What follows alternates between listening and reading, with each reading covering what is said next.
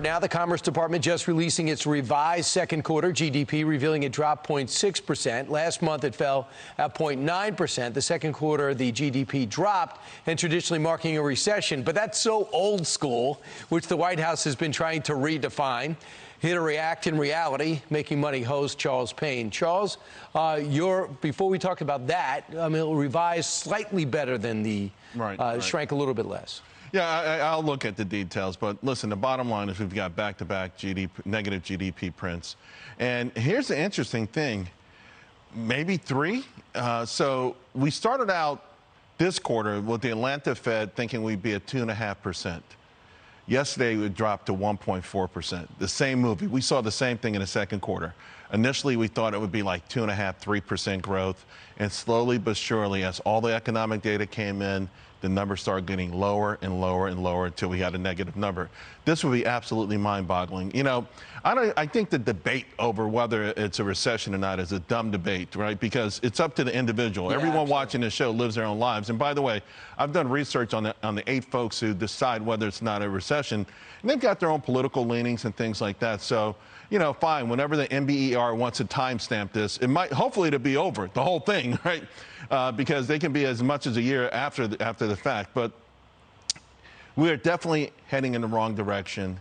And we've got this meeting tomorrow in Jackson Hole with this speech by Fed Chairman Jay Powell. Who's at Jackson Hole? Jay Powell. Right, but who else is there? It's like all the great financial minds, right? Yeah, well, yeah, but he's the guy everyone's watching. He's the guy who's going to more or less give us a hint as to how aggressive the Federal Reserve is going to be to fight inflation.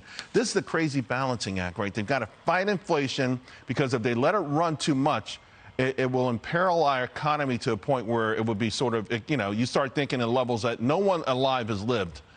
But if they go too far, it can imperil our economy to levels that no one alive has lived. Like they're trying to do this balancing act. And by the way, their job just got so much more difficult yesterday with a stroke of a pen.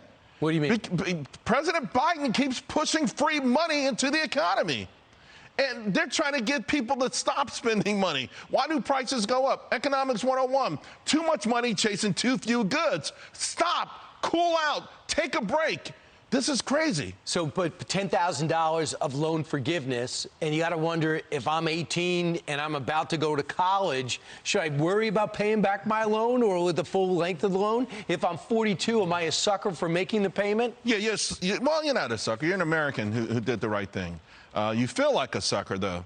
Now, I feel bad for these kids. If you're 18, 17, 16, if you're in 10th grade, 9th grade, your college of your dreams, by the time you go there, the tuition is going to be much higher. Unless we do something. This stokes tuition higher. All of these things. When President Obama kicked out the middleman and said, you know what, the government can do this better than the private sector, we'll rubber stamp everything. He took control of all the student loans. Right.